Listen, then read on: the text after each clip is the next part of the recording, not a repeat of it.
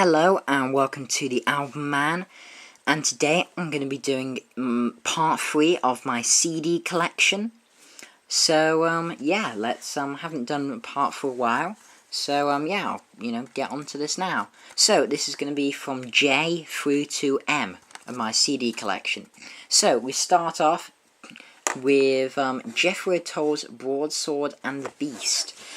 Now, I do love Jethro Tull, and this is actually the only Jethro Tull album I own. I don't currently own Aqualung or Thick as a Brick yet, which are the two I really want to get, mainly. But, I really like Jethro Tull. This is a really strong album. It has loads of great, folky, proggy tracks, and Jethro Tull are great bands. Jimi Hendrix, Are You Experienced? An absolute classic Hendrix album, featuring some of his most famous stuff like Purple Haze, Hey Joe, Wind Cries Mary, that type of stuff. Absolutely fantastic album, quite long, about 75 minutes, but it's 75 minutes of pure guitar and singing heaven, to be honest. Then we have Joan Jett and the Blackhearts as sort of a best of. I really like Joan Jett. I think, she's got really good voice, good guitar player as well, and stuff like I Love Rock and Roll. They're just really good rock and roll songs, to be quite honest. And then we have Joe Bonamassa's new Yesterday Live. As you can see, this is a bit battered. I consider this to be one of Joe Bonamassa's masterpieces. None of the songs really, he tends to, maybe A New Day Yesterday, doesn't tend to play many of these live anymore, but he should play stuff like If Heartaches Were Nickels and Colour and Shape, because they're fantastic songs, and Cradle Rock as well. But I think this is one of his absolute masterpieces, definitely one of his more underrated albums, A New Yesterday Live, and weirdly it's the only Joe album I own. It's the first album I ever heard of Joe Bonamassa as well. Then we get to some Joe Lynn Turner solo stuff, because Joe Lynn Turner's always good, so we have Hurry Up and Wait. We have Holy Man. Oh, and that's it. Then we get to John Lennon. Now, this is pretty much the only thing of John Lennon I have is, well, except for the Beatles stuff, obviously, is just the, John Lennon collection, just a best of his stuff, I do like his solo stuff, not as good as his work with the Beatles, but it's good. We have Journey's classic album, Escape, an absolutely fantastic song with, of course, the famous Don't Stop Believing, and one of the songs I think should be higher weighted on this is Mother Father. That's such a fantastic song on this album, possibly as good as Don't Stop Believing. Shame Glee had to ruin it. Now we move on to some Judas Priest. So for Judas Priest I pretty much just have mainly this, which is an original album classics thing. I do love these original album classics. It contains 5 albums, Sin After Sin, British Steel, Turbo Lover, Painkiller, and Angel for Retribution. I'll just show you one to see. So they come in these sort of sleeve type things, and not exactly, it does have not, the best packages ever, pretty cheap, but you get loads of great albums, and these are all remastered as well for a really good price, so that's basically my Judas Priest collection. And then I have John Bon Jovi, Destination Anywhere, probably his most famous solo album, I'd say, but not as good as his stuff, in Bon Jovi. Right, now we move on to K. We start off with a classic indie band who I've always loved, the Kaiser Chiefs, and this is their first album, Employment, possibly their best, with stuff like Every Day I Love You Less and Less, I Predict a Riot, really good, catchy songs. And then we have their second album, Yours Truly, Angry Mob, which is possibly even better than Employment, especially stuff like Heat Dies Down, Yours Truly, Angry Mob, and Ruby, which is my favourite Kaiser Chiefs song. Fantastic album.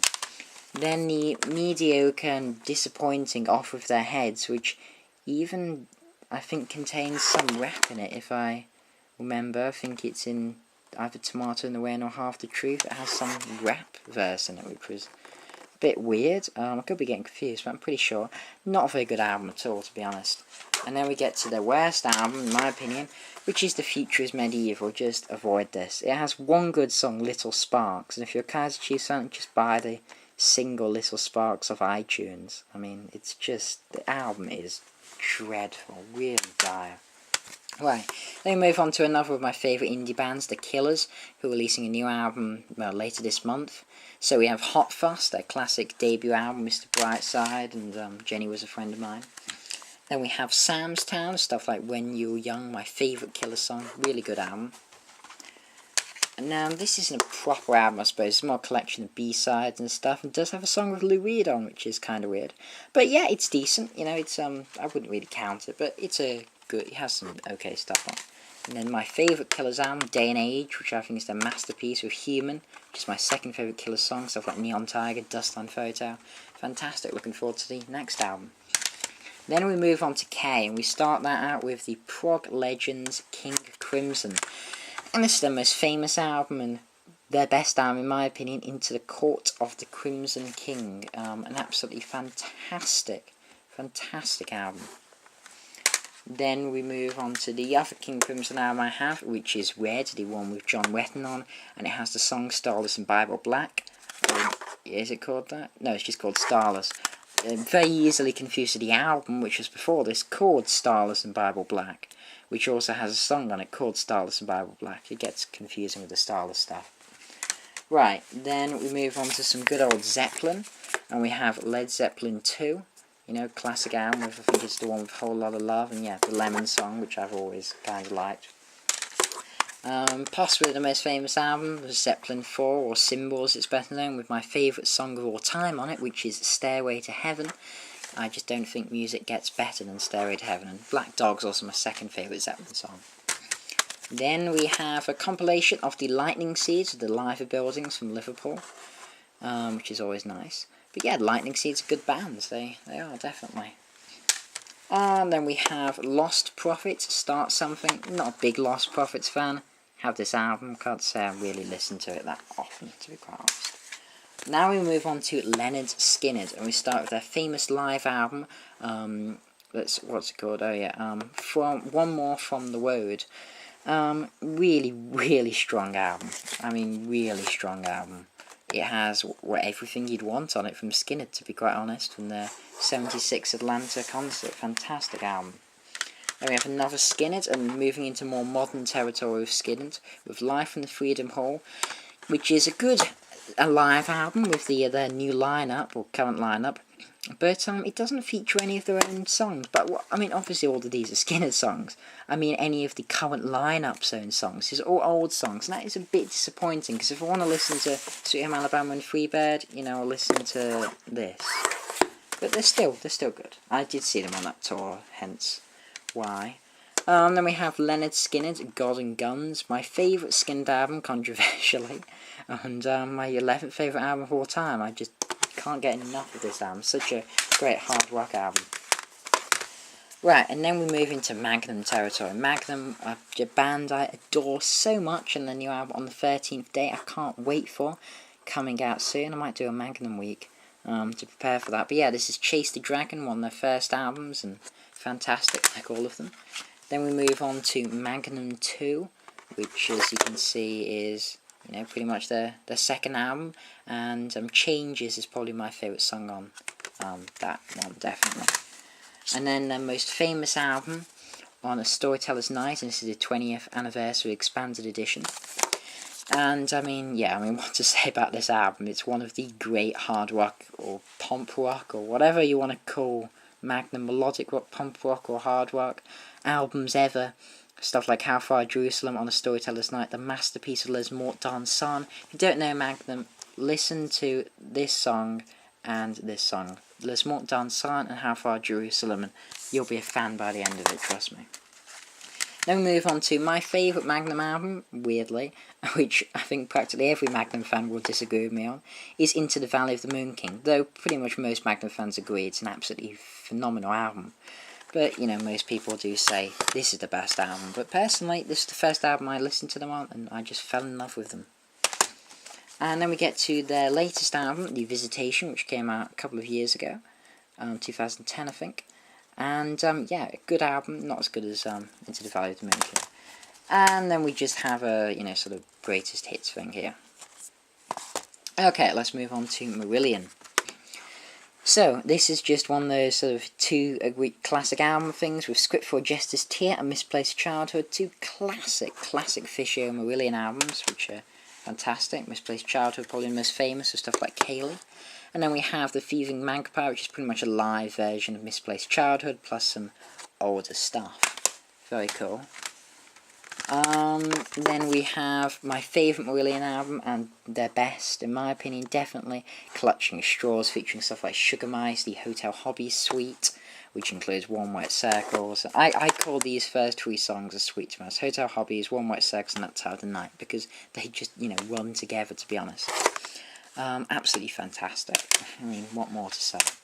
Then we move into some Hogarth era Marillion with Holidays in Eden. Good album, but nothing like the Fish stuff.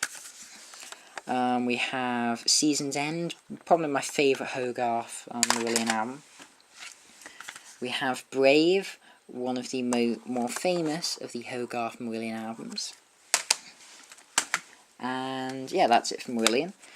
So, now we move on to Mastodon. This is pretty much it for Mastodon. I can't say I like them. Tried this album out. I like the title track. No, not the title track. I like Oblivion, basically. Didn't really like the rest of it. Don't see why people rate Mastodon so highly, to be honest.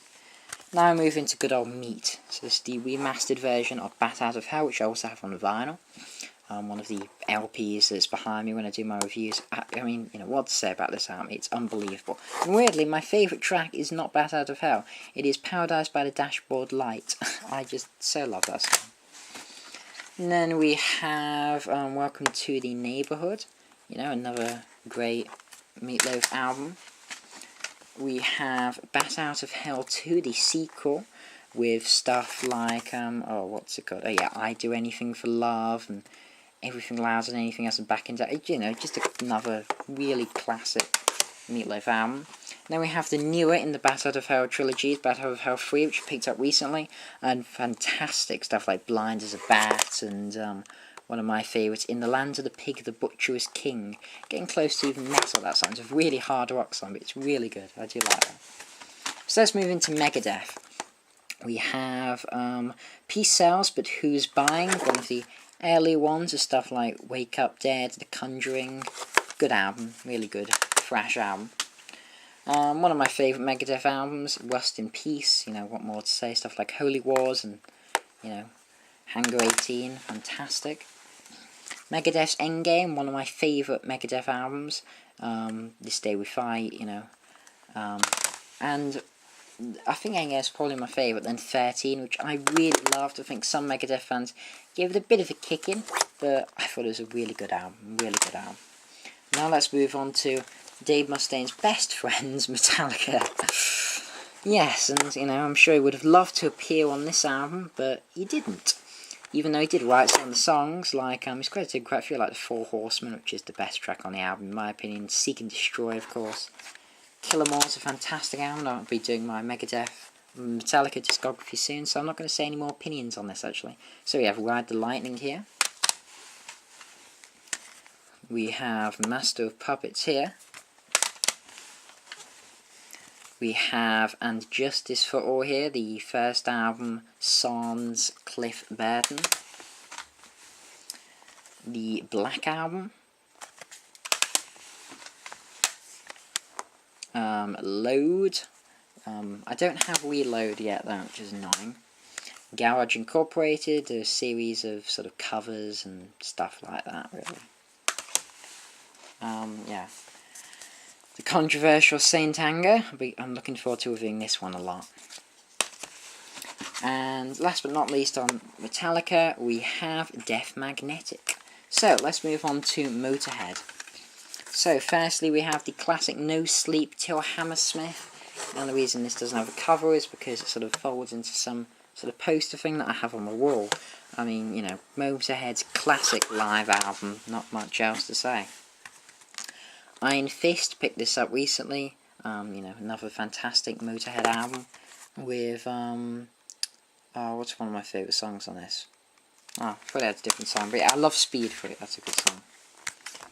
And 1916, a weird album, I think it has some keyboards on if I can remember, but, Motorhead don't do a bad album. I also have The World Is Yours, but I don't seem to have that with me at the moment. But World Is Yours is probably, well, one of my favourite all-time Motorhead albums. Then, you know, No Remorse, which is just best of. Okay, so let's move into Muse, and well, my last video about Muse caused a lot of controversy because I sort of slagged off the new style. But here is Hullabaloo, one of their, well, you know, one of their first albums. Then we have Origin of Symmetry, one of my second favourite Muse album. Fantastic stuff like Plug-in Baby and Newborn. Absolution, with stuff like Time Is Running Out. Stockholm Syndrome. My favourite Muse album, Black Holes and Revelations. I just think it's just one of the best albums of last decade. And it's just unbelievable, to be honest, this album really is. Harp, the live, you know, version, effectively, Black Holes and Revelations, but obviously has, you know, a lot of the older stuff on it as well. The Resistance, which disappointed me. I can't say I was a big fan of this album, even though the artwork is absolutely beautiful. Uprising and Resistance were bloody good songs, though. And now we move into a more controversial band among rock fans. A band most rock fans hate, which is My Chemical Romance. You know, classified as a sort of emo band, but you know what, I've always had a soft spot for this band. I do really like them, especially their albums. I think this is a really good album, to be quite honest. I think this is a fantastic album. 3 Cheers for Sweet Revenge, really good album. And then this next album, it is in my top 10 albums ever. I just love the Black Parade. As much as it doesn't fit in with the other albums in my list at all. It's just so good. Really is. And then we have the live version of it, The Black Parade Is Dead, which is a great live album. And then we have the piece of crap known as Danger Days, and if anyone wants to slag this album off, well, I'll join you. It really is a piece of crap. It really is. So yeah, that concludes my CD collection part 3. Hope you enjoyed, and part 4 should be coming shortly, and that should maybe finish it off nearly. Maybe a couple more parts. I'd say probably 5 parts. So yeah, this has been the Album Man. Thanks for watching, can't wait to subscribe, and bye.